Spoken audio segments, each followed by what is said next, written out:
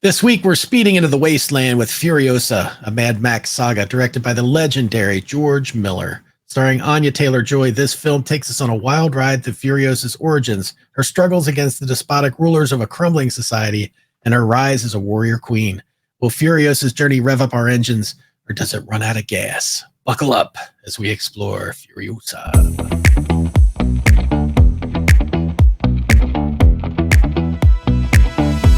This is Flip Flop. Before we get started, please hit the like button and subscribe if you enjoy these reviews and would like to see more. We would greatly appreciate it, and it would help our little channel grow. Oh, hey, look at that, Andy. What? What's going on? What? Is there a camera? What happened there? I live on the edge, Gary. I'm a Furiosa Thunder Road, whatever it's Fury Angle. Thunderdome? I don't know. Fury Avenue. Road, Thunderdome. Anyway. Look, Mad Max. Look, Rotten Tomatoes. Let's do that first. I got lost there a little bit in my dreams. Only in my dreams. Debbie Gibson. Look it up. Rotten Tomatoes has this sitting at 90 with the critics and 89 with the audience. It's pretty high up there. That's pretty darn good for a film. Yeah. We can go ahead and do our ratings if you want, Gartholomew. Sure. You want to go first, knock it out, and I'll follow up with mine. A quick reminder that our rating system is unconventional. We don't hand out stars, we hand out poos and TPs, up to 5 of them. And just to add more confusion, the more we give, the crappier we think the film is. Crappier, get it? Yeah, it's dumb, but that's the way we do it. We can get into the explanation of why I landed on this number, but I'm just going to tell you right off the bat. I gave this film 2 TPs. Okay. Gary, I come in hot with 1.5 on this one. Hot. Poo. So you'll have plenty of paper for the poos. I didn't go 1 on this only because I think you got a specific audience for this film. Sure. So again, my simpleton look is would I recommend this film, and I would to a lot of people. Look, let's go back in time for a minute. You go back to what was it? Fury Road, the last one that came out, right? Was that right? Yeah, that movie I thought was outstanding. If you remember that movie, the first 20 minutes there's 0 dialogue. It's all action, and it is done well. Yeah. This thing, I had a very similar feel, and I go back to I have a long history of love for the original Mad Max. It was a staple in my house. We've talked before about on TV and cable, early cable. My brother, the legendary Chainsaw himself, we would sit and watch Mad Max all the time. Yeah. So I have a love for these films, and I just think as these things get, as the legend of Mad Max and the series grows and grows, these things are becoming epics. I mean, literally epics. This thing had. The scenery is just outstanding. The big, huge, sweeping camera shots. This is supposed to be the desert of Australia. It's outstanding. I keep using that word. I don't know what to say. Do you use the adjective outstanding? Outstanding means excellent, amazing, superior. But it's... I don't know. I love the sweeping scenery of these films, and they do such a great job with it. And listen, and I'm in the good, Gary, in case you didn't know. I couldn't piece that together, Andy. I wasn't sure where you're going with this. I love this. Things I love about this film is, the story is actually pretty good. It's interesting. It's not dumb. You're like, oh, this doesn't make any sense. Look, I buy into this world. The cars, the vehicles are just so over the top and fantastic. Like, I would love to see a world like this. Like, they should make the Australian desert literally a living Mad Max. Like, you can just enter it like a theme park. I would go to that. Like, let me rent one of these cars and just go for it. Like the one with the big swinging pole vault thing on it. Oh yeah. Yeah, I'm in. I want to be that guy holding the guitar that bounces back and all that from Fury Road. Even though I do a drum set. What else do I got? So that's about it for the good. I mean, I've been babbling on about it. I don't know what you have, Gary, that you might want to. What else do you say that I haven't said? Well, not much. I'll tell you my notes anyway. I will say, as all George Miller films are, amazing action. The action scenes are just look. There's nothing like a Mad Max film. I can't think of anything else No. that is so frenetic and action driven, like almost like the pedal to the metal at all times. Yeah, at all times, right. It does have a few moments of, where it loosens a little bit of the action up, but mostly it's a full on action movie. As expected, well directed. I don't know. I've never actually watched it behind the scenes, and I probably should to see the shots on how he does all this stuff, because so much of it is like, it just seems unbelievable. Because a lot of it, I'm sure, is actual stunt driving, and it can't all be green screen stuff. Oh gosh, no, I wouldn't think. So I really, other than everything that you just said, I feel the same way. I thought it was pretty much on par with what you expect. You can say outstanding. I'll let you have one. It was outstanding. And sweeping scenery. It was outstanding, Andy. I'm taking that. I like it. But let's go on to bad, because there might be a few things in your notes. I got a couple notes. Yeah. This isn't necessarily bad. I just thought was interesting. Here it comes. I bet it's this note right up here. Is it the names of the two guys, Scrotus and Rectus? No, actually, it's not. Never mind. I thought you were going somewhere else. Oh, I have a visual I need to bring in. So when you're going, you're bad, I'm going to bring a visual in of something that I just was like, well, that's interesting. That's a choice. Somebody made a choice. Can't wait for that. You'll know exactly what I'm talking about. Things that just, I didn't quite get. The tankers that they use to haul the food to because this is a dystopian world where fuel and food are rare commodities and you have to trade things. It's the same tankers that put the fuel in. So while going back, that's not a problem. But when you're coming back to me with another fresh batch of vegetables, I don't know how clean you can get a fuel tanker. That might explain a lot of the outrage.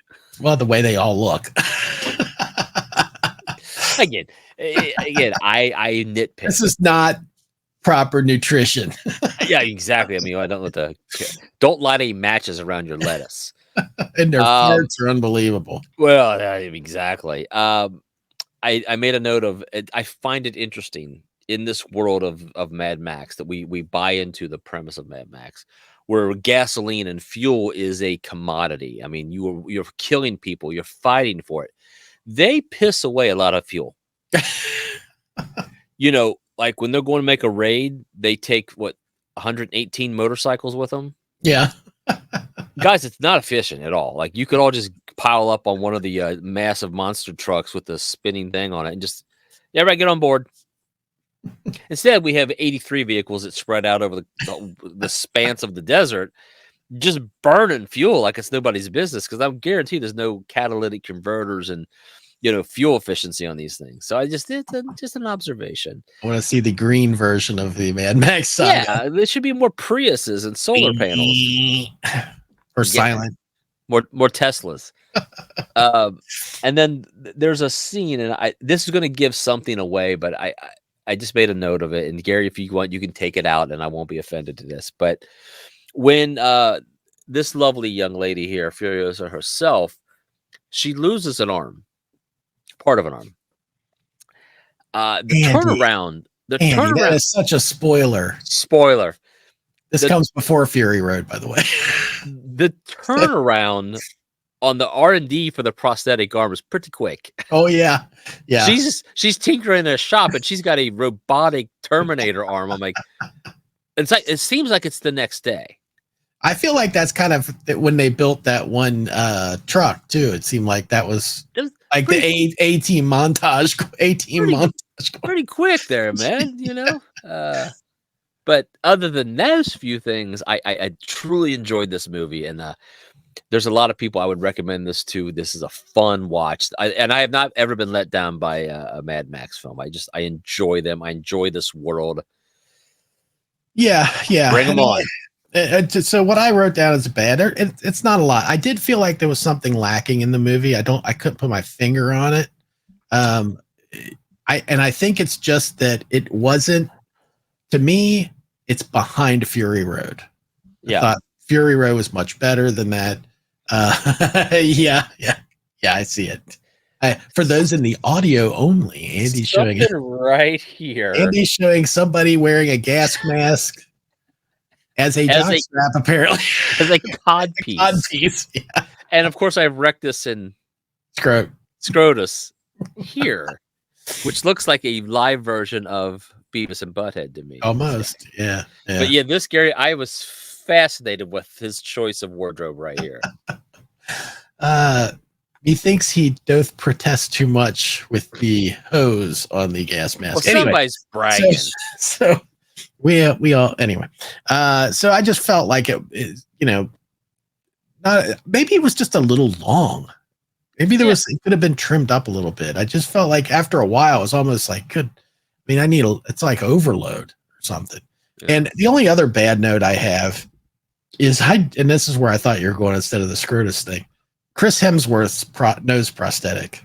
Oh, yes. Was a total distraction for me. Why? Like, I don't know why it's necessary. You don't need it. Every time I saw it, here, it's right up there. Well, you can't really see it too well in this picture. No, but you will see it. I'll flash a picture up on the screen right here. Just a total distraction. Dude, I completely forgot about that. Yes. It was one of the things that I'm like, but why? Why? I at one point I was like, that's not his real nose? Like, but it's not necessary. Yeah. Like if there was some great story, like, yeah, he had his nose broken when he was a young fighter. Like, all right, but then again, it doesn't move the story one way or the other. It just isn't necessary. Just like this guy's phallic symbol isn't necessary. Yeah. Or his nose piece, by the way. I want to know whose wardrobe choice that was.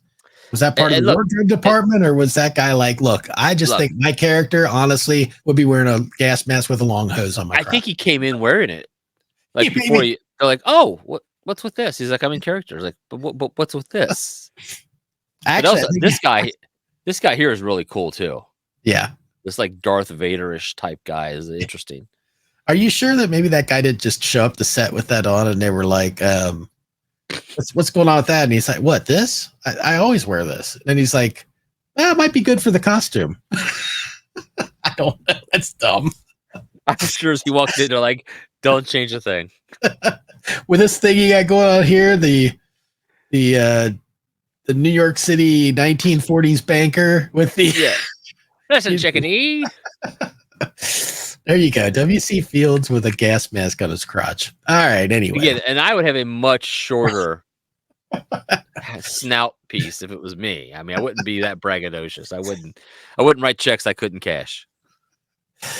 Overall, I think this movie was a great addition to the franchise. I know there was a little bit of backlash on this with it being centered around the Furiosa character. I don't see the problem with that. I really think most people probably don't. I just think that was one of those things that some people glom onto. I know it didn't do that great at the box office, and that, I don't know. I don't know what the. But I don't know why, because like in a world where like, this is a great just action flick, and clearly people want to see these things. I mean, you have Fall Guy that came out, and I don't remember how well that did, but I mean, it's action. People do want to see these action films, and these things are done well, man. I mean, and a better venue for it is definitely in the theater. Yeah, this would have been great. Like I wish I would have seen it in the theater, but I didn't. But yeah, that's where we are. But anyway, great addition to the franchise. I just thought it was lacking a little something, and I put it under Fury Road as far as in my ranking of the films. That's fair. Anything you got? That's it, man. Go see this thing. I wish I could point. Thanks, everybody. Please like, comment, subscribe. Let us know. Do you think a gas mask is proper attire for dystopian future? If it's on the other side of your body, maybe it'd be fun because it would kind of furl out like a party. Let us know in the comments below. Gary, I'm gonna set you up to do a graphic right here. Oh, great. He loves to make more work for me. Thanks, everybody. Bye. See you next time.